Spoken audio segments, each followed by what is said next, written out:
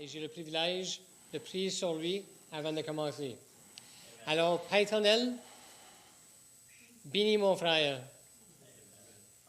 Je sais qu'il est béni, il se sent béni, mais je demande, Père éternel, encore et encore de le bénir. Et encore de le bénir. Amen. Et encore de le bénir. Amen. Afin qu'on puisse être ensemble, Amen et encore amen. encore bénis. Amen. Amen. Merci, Que ta pluie descende sur nous, Seigneur, ce soir. On est en grand nombre ici ce soir. Quel privilège de te servir avec le peuple de Dieu réuni en si grand nombre. Bénis mes frères et sœurs, bénis ceux qui sont à la maison, qui nous entendent. Gloire à Dieu. Amen. Amen.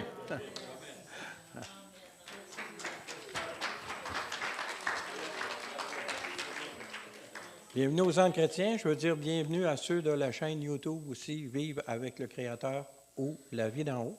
Ce soir, c'est un message d'encouragement qui prend ses racines dans la réalité de la situation que Dieu a créée, a imaginée avant même de créer la fondation du monde.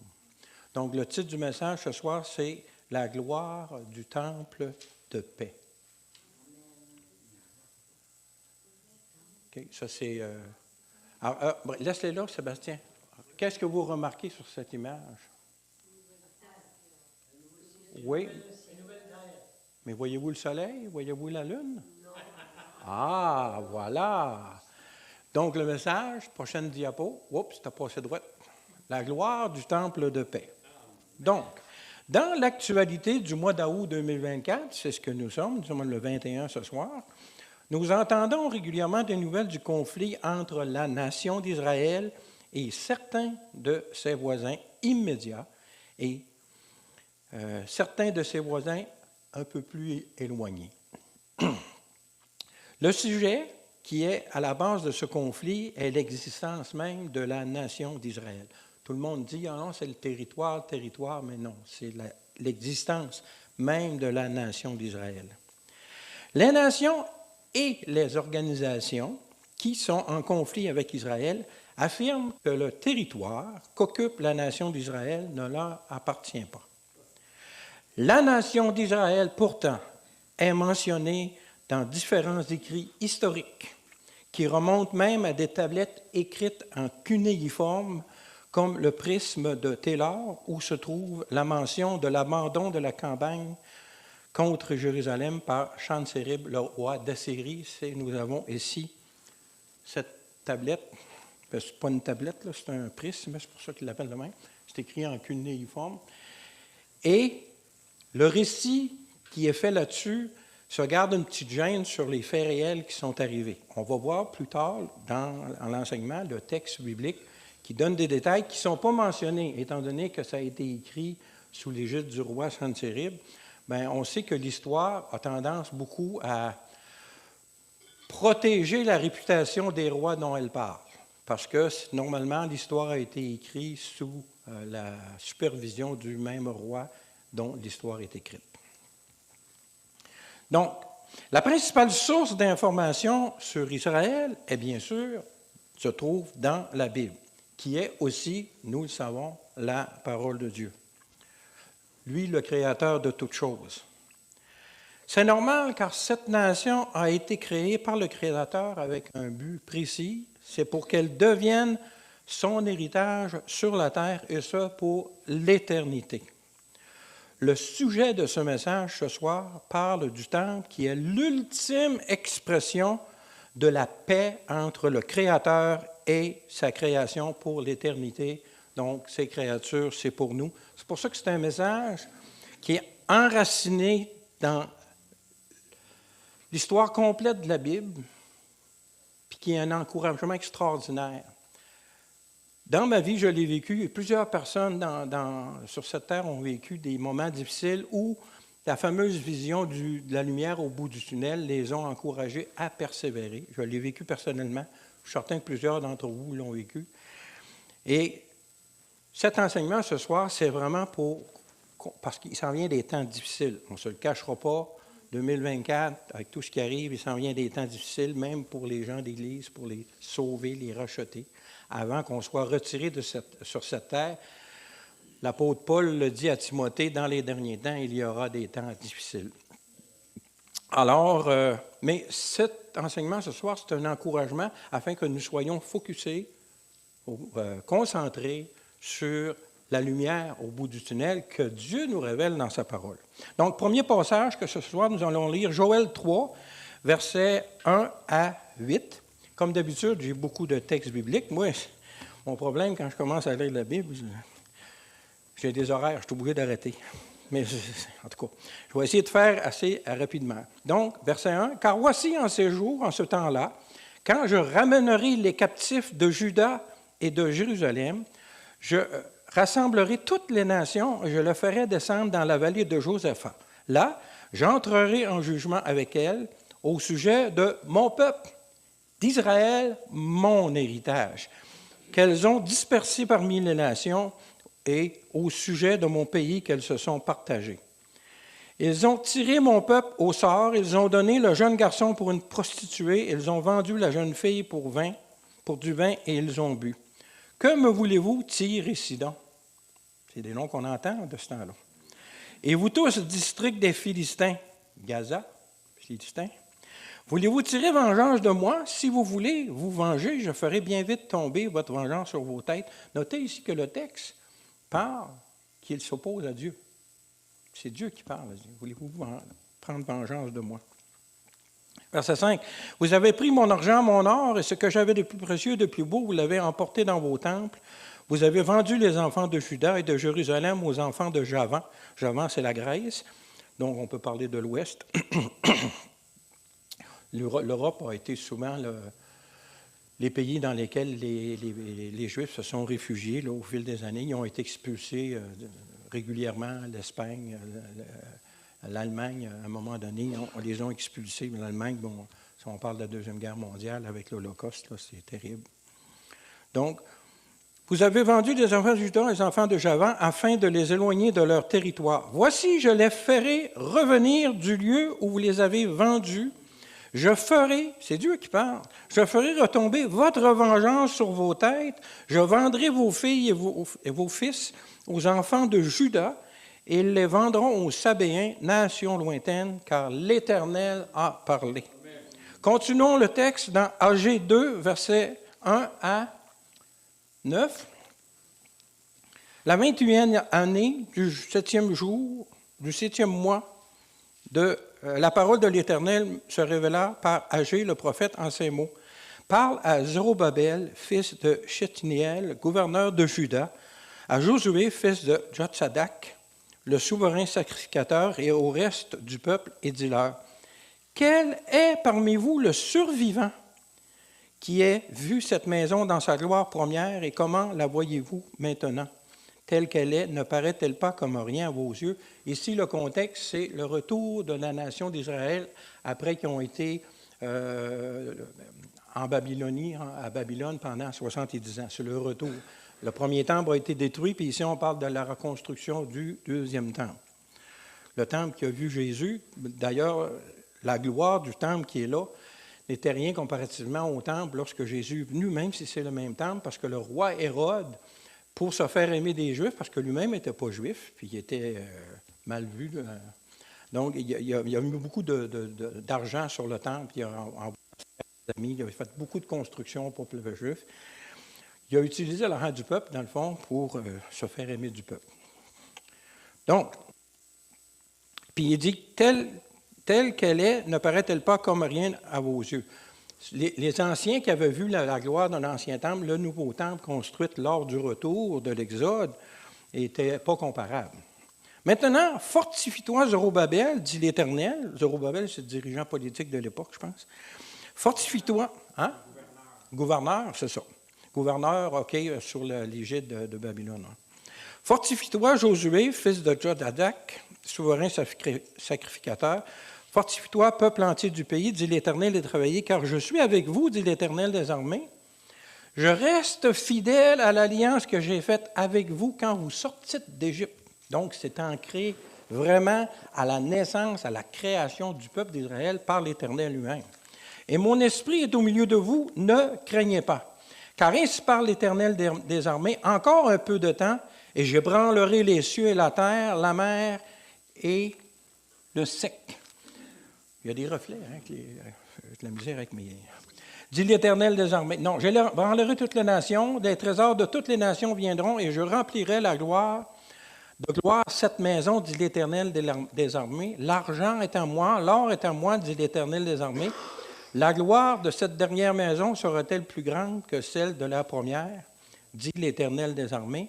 C'est dans ce lieu que je donnerai la paix, dit l'Éternel des armées. Verset 9, on va le relire parce que c'est important. La gloire de cette dernière maison. Il ne parle pas de deuxième, il parle de dernière maison. Sera plus grande que celle de la première, donc du temple de Salomon. Dit l'Éternel des armées, et c'est dans ce lieu que je donnerai la paix, donc, ou à Jérusalem, dit l'Éternel des armées. Tout appartient à Dieu. Dans l'enseignement que Bernard a donné il y a 2 semaines, il dit, vous croyez à Dieu pour le salut, vous ne croyez pas à Dieu pour qu'il va pouvoir votre loyer. Ou c'est le pasteur, je pense, qui a dit ça dimanche. En tout cas, ça s'est dit ici, c'est sûr. C'est comme là, ce qui est écrit dans la Bible. Je me souviens des versets, mais je ne connais pas l'adresse. Mais c'était un souvenir du prédicateur. C'est à peu près ça. Donc, la question qu'il faut se poser ici en regard de la maison qualifiée de dernière où la paix sera donnée, du verset 9 que nous venons de lire 2 fois, de quelle maison s'agit-il? Pour y répondre, il nous faut contempler le message complet de la Bible. C'est ce que nous allons faire maintenant avec les passages qui suivent. Le premier de ces passages nous parle du temple ultime qui est celui qui est éternel. Donc, on va aller à Jean 2, versets 18 à 21.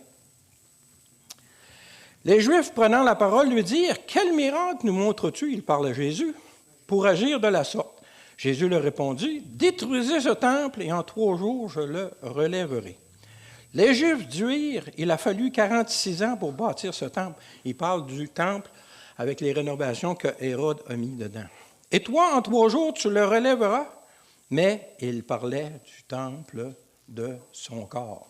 Vous devez commencer à voir ici la ligne directrice de cet enseignement. Le corps de Jésus est miraculeusement composé de plusieurs pierres vivantes qu'il utilise pour lui-même bâtir son Église. C'est ce qu'affirment les 2 passages suivants. On va à Matthieu 16, versets 16 à 18. Simon-Pierre répondit, « Tu es le Christ, le Fils du Dieu vivant. » Jésus, reprenant la parole, lui dit, « Tu es heureux, Simon, fils de Jonas, car ce ne sont pas la chair et le sang qui l'ont révélé, mais c'est mon Père qui est dans les cieux.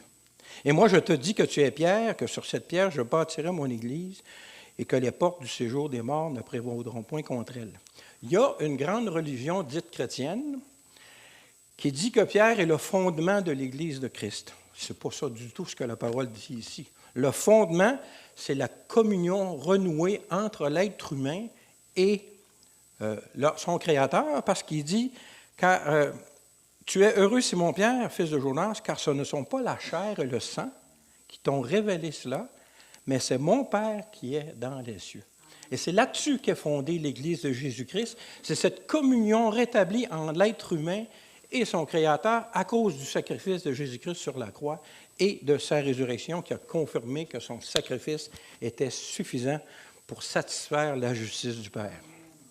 Parce que Dieu est amour parfait, mais il est justice parfaite. Puis si on comprend l'amour parfait selon Dieu, ça inclut nécessairement une justice parfaite. Ça, c'est pas dissociable. On va lire maintenant Colossiens 1, versets 24 à 27.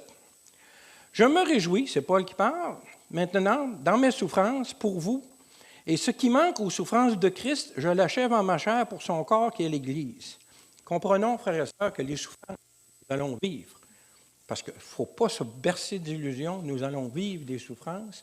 On va les vivre pas pour notre salut, parce que c'est les souffrances de Christ qui nous a sauvés, mais on va les vivre pour le salut de ceux qui nous entourent. Nous continuons les souffrances de Christ dans ce monde parce que nous sommes son corps, son Église.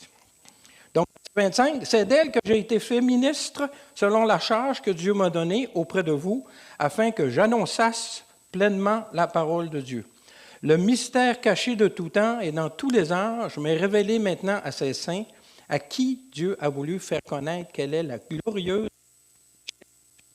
parmi les païens, savoir Christ en vous, donc en nous, l'espérance de la gloire. Donc, quelle est la condition essentielle et nécessaire pour qu'un humain, vous et moi, puisse devenir pierre vivante dans ce temple éternel? Encore là, Jésus répond, Jean 3, verset 3 à 6. Jésus lui répondit, en vérité, il parle à Nicodème ici, je te le dis, si un homme ne naît de nouveau, il ne peut voir le royaume de Dieu. Nicodème lui dit, comment un homme peut-il naître quand il est vieux? C'est le cas de plusieurs ici ce soir, moi inclus. Peut-il rentrer dans le sein de sa mère et naître? Jésus répondit, en vérité, quand Jésus dit en vérité, c'est lourd, il y a de l'autorité, c'est autoritaire. Je te le dis, si un homme ne naît d'eau et d'esprit, il ne peut entrer dans le royaume de Dieu. La naissance d'eau, c'est lorsqu'on sort du sein de la mère, on est dans une pochette d'eau. C'est la naissance d'eau. Et la naissance de l'esprit, c'est la seconde naissance lorsque nous recevons le Saint-Esprit après s'avoir repenti de nos péchés et d'accepter le sacrifice de Jésus sur la croix pour notre vie. Car ce qui est né de la chair est chair, et ce qui est né de l'esprit est esprit. Ce miracle nous donne la vie éternelle et nous confère aussi les responsabilités qui viennent avec. Beaucoup de gens disent « Ah, j'ai des droits. » Mais tu as des responsabilités aussi. Vous avez des responsabilités, mais c'est beaucoup oublié. Allez sur les réseaux sociaux. J'ai quelques discussions des fois. Des fois, je donne des réponses à des gens en utilisant des textes bibliques.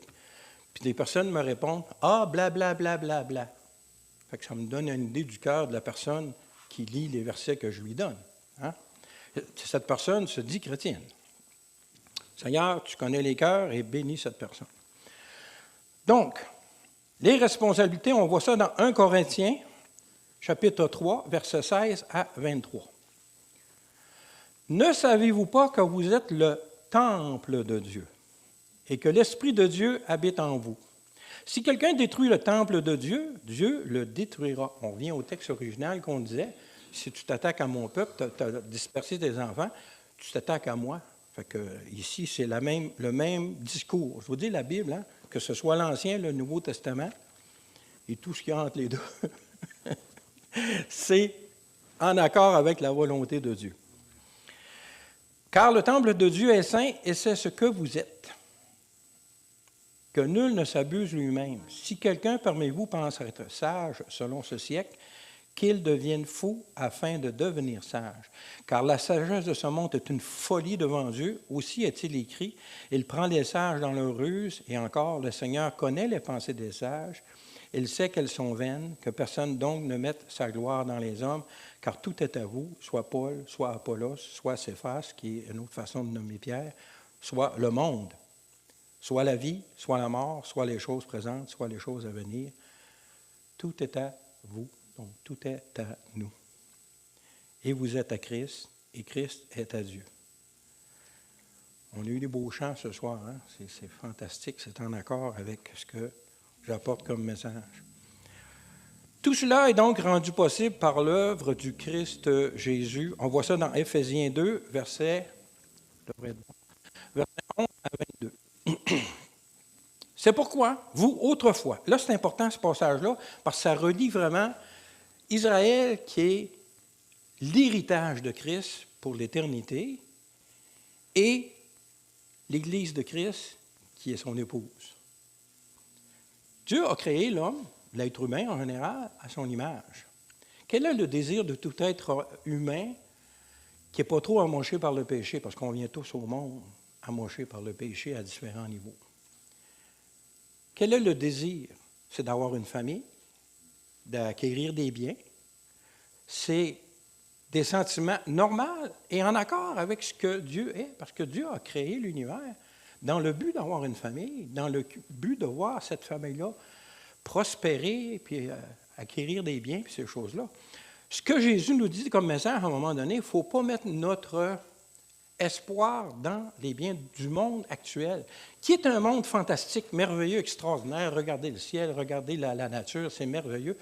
Mais le message de Jésus, c'est que ce monde est temporaire. Il faut investir dans ce qu'on a vu au tout début, la nouvelle terre, qui va être éternelle. C'est long l'éternité. Donc, lisons Éphésiens 2, verset 11. C'est pourquoi vous, autrefois, païens dans la chair, donc qui ne faisions pas partie du peuple de Dieu, appelés incirconcis par ceux qu'on appelle circoncis et qui le sont en la chair par la main de l'homme. On ne s'étendra pas sur la circoncision, bien content que pour être chrétien, ce n'est pas obligatoire. 12. Souvenez-vous que vous étiez en ce temps-là, sans Christ, privés du droit de citer en Israël, étrangers aux alliances de la promesse, sans espérance, sans Dieu dans le monde. Comprenez-vous le privilège et la place particulière du peuple d'Israël dans le plan de Dieu.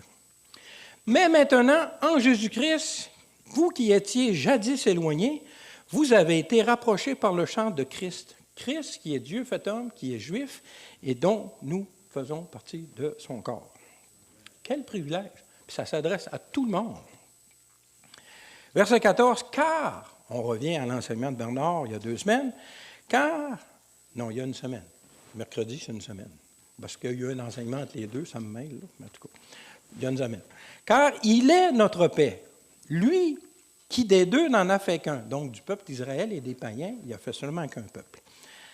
Et qui a renversé le mur de séparation, l'inimitié, ayant anéanti par sa chair la loi des ordonnances dans ses prescriptions.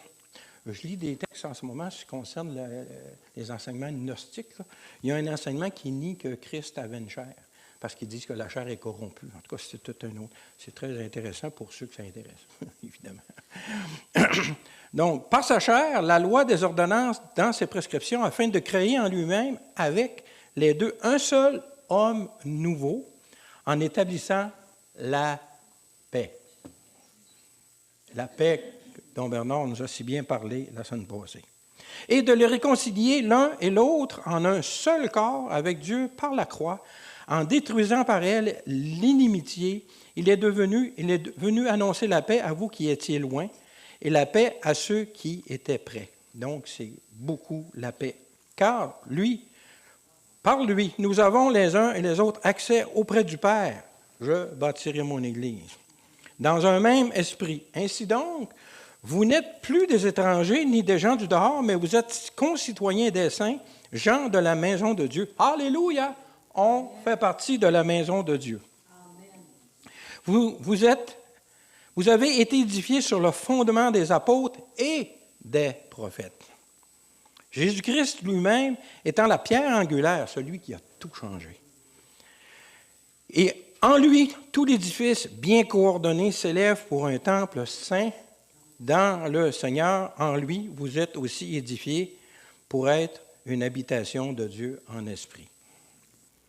Comme tout nous est acquis par l'œuvre du Christ, dans tout ça, que devient la nation d'Israël, qui, pour l'instant, rejette ce Jésus comme qui est vraiment leur Messie? Or, le peuple juif, aujourd'hui, entend encore son Messie en 2024. Nous voyons ça dans l'annonce du départ de Sennachérib, mentionné dans le prisme de Taylor qu'on a vu au début, dont nous avons parlé plus haut, mais cette fois-ci, à partir de ce qu'en dit la parole de Dieu. Donc, on va aller à 2 Rois 19, versets 30 à 36. 30. Ce qui aura été sauvé de la maison de Juda, ce qui sera resté poussera encore des racines par-dessous et portera du fruit par-dessus. Car de Jérusalem, il sortira un reste. De la montagne de Sion, des réchappés. Voilà ce que fera le zèle de l'Éternel des armées. C'est pourquoi ainsi parle l'Éternel sur le roi d'Assyrie, on parle de Sennachérib ici. Il n'entrera point dans cette ville, il n'y lancera point de trait, il ne lui présentera point de bouclier, il ne lèvera point de retranchement contre elle, il n'en retournera pas. Il s'en retournera par le chemin par lequel il est venu, et il n'entrera point dans cette ville, dit l'Éternel. Je protégerai cette ville pour la sauver, à cause de moi, à cause de David, mon serviteur. Cette nuit-là, l'ange de l'Éternel sortit et frappa dans le camp des Assyriens 185 000 hommes. Et quand on se leva le matin, voici, c'étaient tous des corps morts. Alors Sennachérib, roi d'Assyrie, leva son camp, partit et s'en retourna, et il resta à Ninive. Dans le texte qu'on vient de lire, avant que cela se produise, Sennachérib a eu une nouvelle comme de quoi qu'il y a des gens qui venaient attaquer son pays, là. Mais ça ne l'a pas empêché de vouloir rentrer dans Jérusalem. Ce qui l'a empêché, c'est le massacre des 185 000. Dans le cube qu'on a vu au début, le prisme qu'on a vu au début, c'est marqué qu'il y a eu une mauvaise nouvelle, puis il a quitté, puis il est revenu. Mais le massacre des 185 000 n'est pas mentionné. Parle plus fort. Ah ouais? Ouais? OK, monte le son. Ah ouais, OK, j'ai trop de variations. On va falloir mettre un compresseur. Ah, ça, c'est un thème technique. Compresseur, ça, en tout cas, c'est un autre histoire. Donc, dans ce récit, nous voyons que Sennachérib est parti, mais nous savons aussi, par d'autres écrits, que plus tard, que c'est le roi de Babylone qui fera tomber Jérusalem. Souvenez-vous que Jérusalem est tombée. Jérémie 21, versets 4 à 7. Ainsi parle l'Éternel, ça c'est Dieu d'Israël qui parle à Israël. Son jugement était tombé, là. Dieu est amour, mais il est aussi juste, comme on l'a dit au début. Ainsi parle l'Éternel, le Dieu d'Israël, voici, je vais détourner les armes de guerre qui sont dans vos mains et avec lesquelles vous combattez en dehors des murailles. Le roi de Babylone et les Chaldéens qui vous assiègent, je les rassemblerai au milieu de cette ville. Puis je combattrai contre vous, la main étendue et le bras fort, avec colère, avec fureur, avec une grande irritation. Dieu combat contre son peuple. Je frapperai les habitants de cette ville, les hommes et les bêtes. Il mourut d'une peste affreuse. Est-ce que c'est le roi de Babylone qui a pris Jérusalem? Non. C'est l'Éternel des armées qui lui a livré pour la correction du peuple d'Israël. Après cela, dit l'Éternel, je livrerai Sédécias, roi de Juda, ses serviteurs, le peuple et ceux qui, dans cette ville, échapperont à la peste et à l'épée et à la famine. Je les livrerai entre les mains de Nebuchadnezzar, roi de Babylone. Entre les mains de leurs ennemis, entre les mains de ceux qui en veulent leur vie, et Nebuchadnezzar les frappera du tranchant de l'épée, il ne les épargnera pas, il n'aura point pitié, point de compassion. Alors, qu'arrive-t-il avec la promesse donnée au verset 31 de 2 Rois 19, de ceux qui seront réchappés? Donc, on peut relire 2 Rois 19, versets 30 et 31. Ce qui aura été sauvé de la maison de Juda, ce qui sera resté poussera encore des racines par-dessous et portera du fruit par-dessus, car de Jérusalem il sortira un reste, et de la montagne de Sion des réchappés. Voilà ce que fera le zèle de l'Éternel des armées. Souvenons-nous que ces promesses sont éternelles. Il y a correction. C'est encourageant, mais c'est un message réaliste, dans le sens qu'on est enfant de Dieu, on a des promesses, inclus correction. La correction de l'Éternel dans nos vies est aussi incluse lorsque nécessaire. C'est nos choix qui la rendent nécessaire ou pas. Donc, soyons à l'écoute de ce que l'Esprit nous demande de faire personnellement dans nos vies. Alors, qu'arrivera-t-il? Bon, je viens de lire. Même si ce texte de 2 Rois est spécifique à l'époque où Sennachérib attaqua Jérusalem, nous savons aussi que les promesses de l'Éternel sont aussi éternelles. Comme tout nous est acquis par l'œuvre du Christ, c'est lui-même qui nous donne le moment où ils seront définitivement réchappés. Matthieu 23, versets 37 à 39 nous disent « Jérusalem, Jérusalem, qui tue les prophètes et qui lapide ceux qui te sont envoyés, combien de fois ai-je voulu rassembler tes enfants comme une poule rassemble ses poussins sous ses ailes, et vous ne l'avez pas voulu. Voici, votre maison vous sera laissée déserte, car, je vous le dis, vous ne me verrez plus désormais jusqu'à ce que vous disiez « Béni soit celui qui vient au nom du Seigneur. » Ça, c'est à la fin du chapitre 23, juste avant que Jésus parle de l'avenir, son retour, au chapitre 24. Et c'est le dernier avertissement. Si vous lisez le chapitre 23 au complet, là, Je pense qu'il y a 8 fois que Jésus dit aux pharisiens, aux prêtres, hypocrite, hypocrite, hypocrite. C'est pas pour rien qu'ils ont voulu le crucifier, hein? Il leur a dit la vérité. Bon, cela étant bien compris, revenons au temple éternel qui est le sujet de ce message. Pour ce temple composé de pierres vivantes, il faut nécessairement une demeure éternelle. Encore ici, c'est Jésus qui répond à ce besoin selon sa promesse. Donc, ce qui est clair, on a lu ça ici dans 1 Corinthiens 3, verset 16. Ne savez-vous pas que vous êtes le temple de Dieu et que l'Esprit de Dieu est en vous? Donc, le temple éternel, ce temple de paix avec Dieu, c'est qui? C'est l'Église de Jésus-Christ. C'est nous. Nous sommes le temple de Dieu. Mais, dans Jean 14, versets 1 à 7, Jésus dit à ses disciples que votre cœur ne se trouble point. Croyez en Dieu et croyez en moi. Il y a plusieurs demeures dans la maison de mon Père. Si cela n'était pas, je vous l'aurais dit, je vais vous préparer une place. Et lorsque je m'en serai allé et que j'aurai préparé une place, je reviendrai et je vous prendrai avec moi, afin que là où je suis, vous y soyez aussi. Vous savez où je vais et vous en savez le chemin. Thomas lui dit, moi j'aime Thomas. Quelle réponse merveilleuse qu'on obtient dans la parole de Dieu à cause des commentaires de Thomas.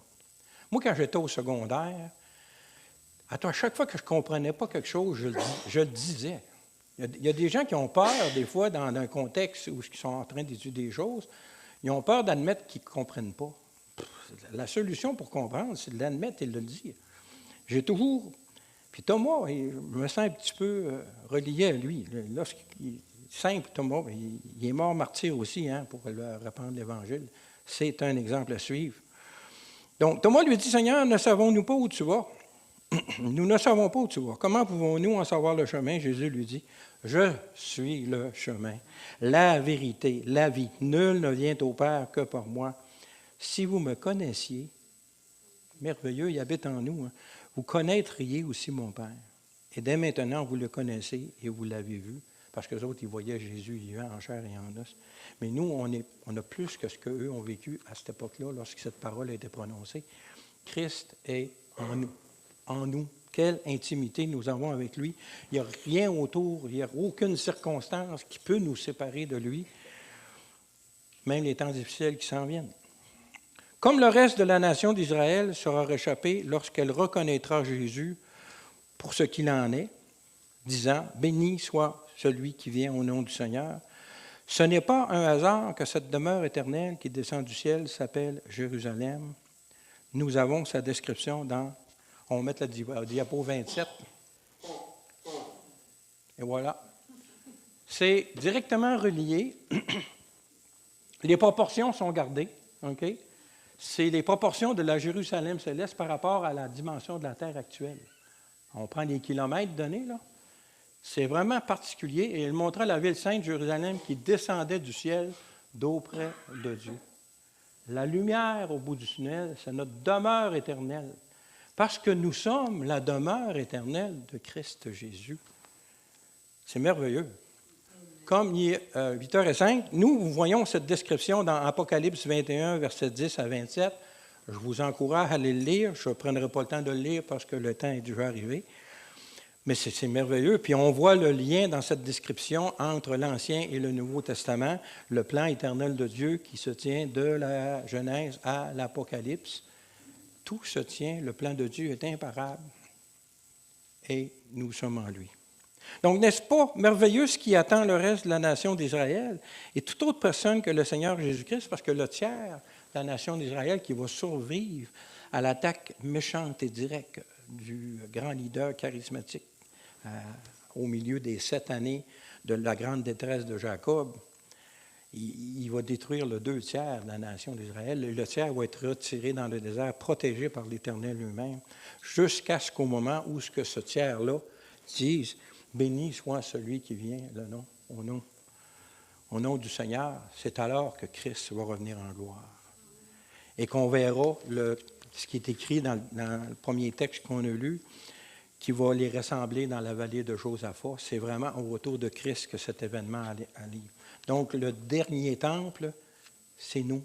c'est ceux qui sont en Christ. Et notre habitation, ben, c'est cette Jérusalem céleste qui s'en vient. Donc,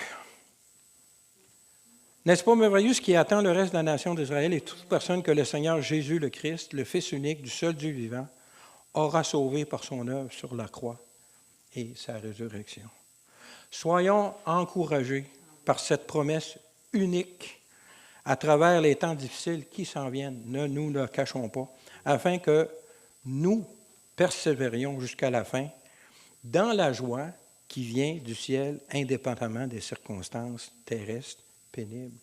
Parce que Jésus a dit, je vous donne ma paix, pas comme le monde donne. Mais cette paix n'est pas basée sur les circonstances, elle est basée sur notre relation avec Jésus-Christ. Et notre nom écrit dans notre livre de vie et notre numéro de chambre dans la Jérusalem céleste. Merci Seigneur pour cet encouragement. Merci pour ta parole qui est la vérité. Merci pour cette vie abondante qu'on vit maintenant. L'abondance de tes bontés et l'abondance aussi de méchanceté qui nous entoure. Mais comme ta parole le dit, ces légères afflictions du moment nous produisent un poids incalculable de gloire pour l'éternité.